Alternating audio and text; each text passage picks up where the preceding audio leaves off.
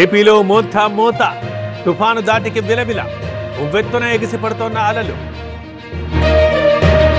ఏపీని ముంచిన మోంతా తుఫాన్, విరిగిపడ్డ చెట్లు, విద్యుత్ స్తంభాలు, పలు చోట్ల ఇళ్లు ధ్వంసం.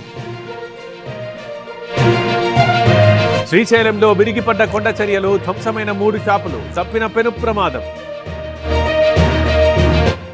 ధ్వంసమైన ఉప్పాడ బీచ్ రోడ్, చిత్తడిగా మారిన రహదారి, నిలిచిపోయిన రాకపోకలు. సముద్రంలో మత్స్యకారుడి గల్లంతు. కాకినాడ కుంభాభిషేకం దగ్గర ఘటన, యువకుడి కోసం గాలింపు. కోనసీమ జిల్లాలో ఉప్పొంగిన సముద్రం, అంతర్వేదిలో ముందుకొచ్చిన నీరు, భయాందోళనలో స్థానికులు. మరో 2 రోజుల పాటు వేట నిషేధం. కాకినాడ పోర్టులో 10వ నెంబర్ హెచ్చరిక. విశాఖ వాతావరణ కేంద్ర ప్రకటన. తూర్పు గోదావరిని వణికించిన ఈదురుగాలులు, ముంచెత్తిన వరద. కోనసీమ జిల్లాలో భారీ నష్టం. మచిలీపట్నంలో కుప్పకూలిన విద్యుత్ స్తంభాలు, రోడ్లపై చెల్లాచెదురుగా పడ్డ వైర్లు, కరెంటు సరఫరాకు అంతరాయం. శ్రీకాకుళంలో భారీ వర్షాలు, జలమయమైన జిల్లా కేంద్రం, లోతట్టు ప్రాంతాల్లో నిలిచిన వరద. నరసరావుపేటలో తుఫాన్ ఎఫెక్ట్, లోతట్టు ప్రాంతాల్లో వరద పోటు, సహాయక చర్యల్లో ఎమ్మెల్యే అరవింద్ బాబు.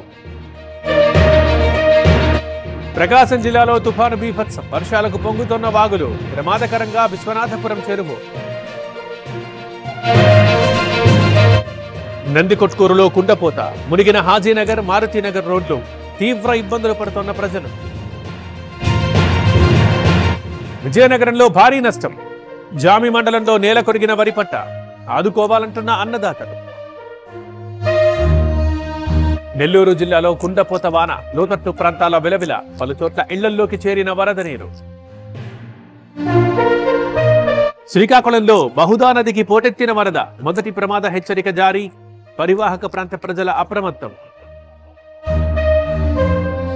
ప్రకాశం జిల్లా కొత్తూరు దగ్గర వాగు ఉధృతి, కర్నూలు గుంటూరు మధ్య రాకపోకలకు అంతరాయం, ప్రమాదాలు జరగకుండా చర్యలు.